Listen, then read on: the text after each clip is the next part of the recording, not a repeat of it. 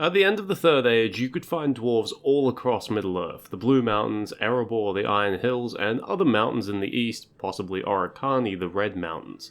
Dwarven traders and travellers could also be found in many of the lands in between, but there's one more place the dwarves might have still lived.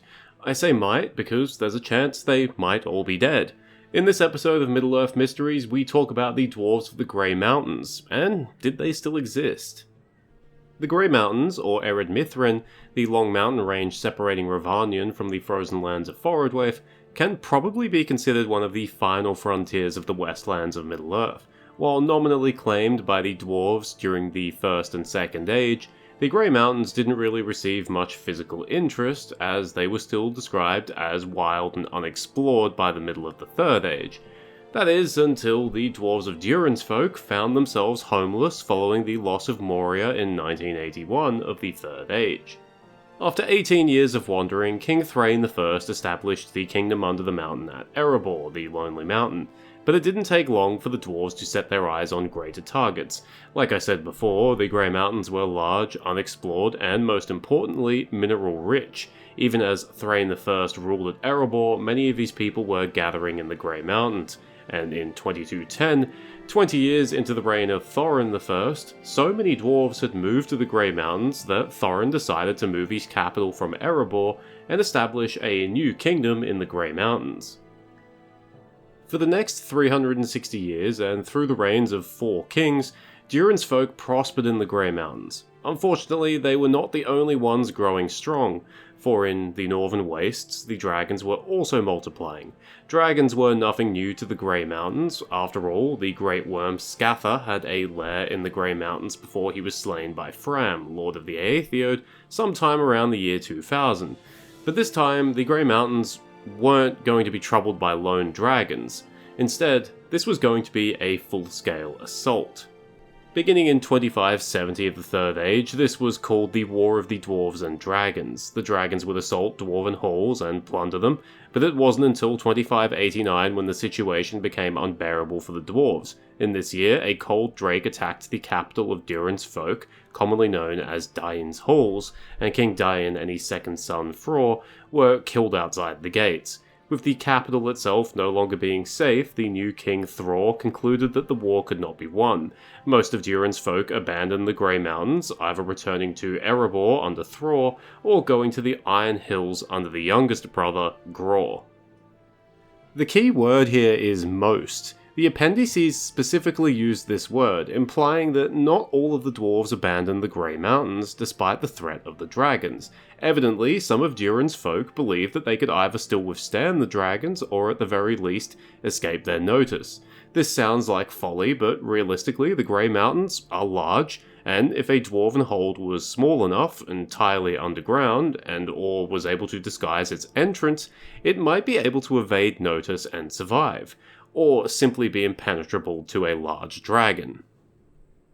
Nonetheless, it would be easy to assume that the dwarves of the Grey Mountains perished soon afterwards. Even if they escaped the notice of dragons, the Grey Mountains then became infested with orcs shortly after most of the dwarves abandoned them.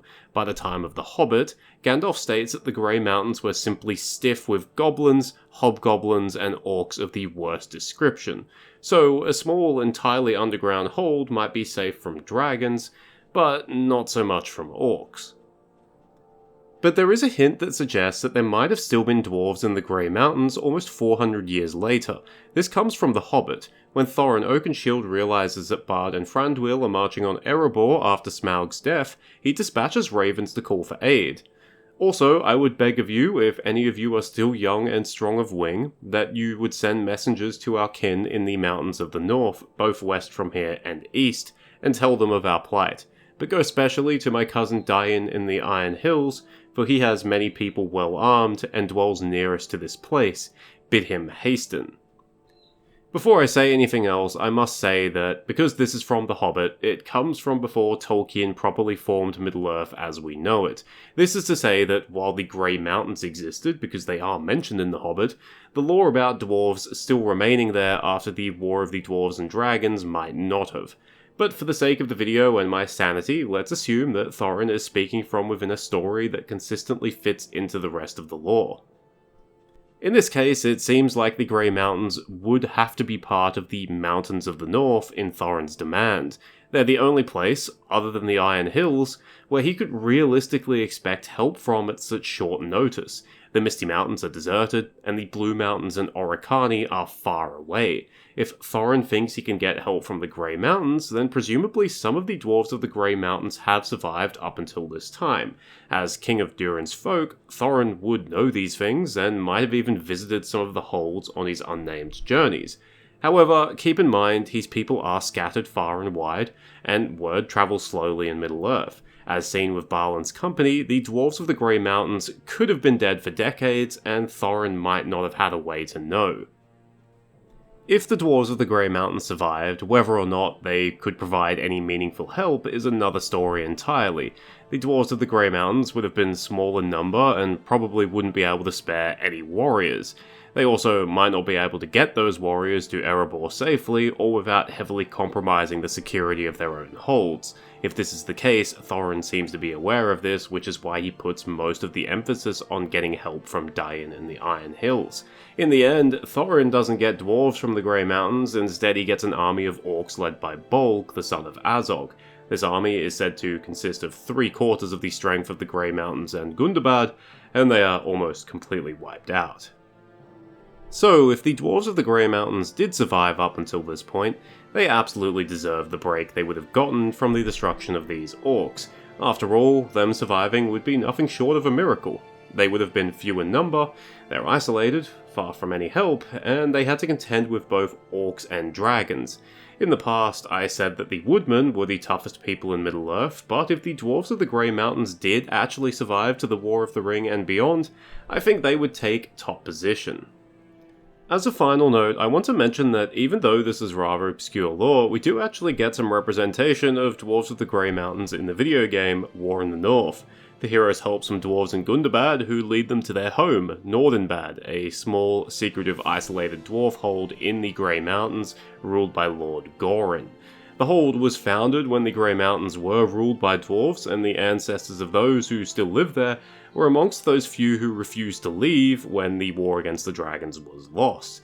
The hold is actually so secretive that the rest of Durin's folk don't even know of its existence. The heroes actually help protect Nordenbad from an assault by orcs and men of Karndum because, yes, Angmar always returns. They're successful and Nordenbad is saved, and it's implied that the hold re-establishes contact with the rest of Durin's folk following the War of the Ring.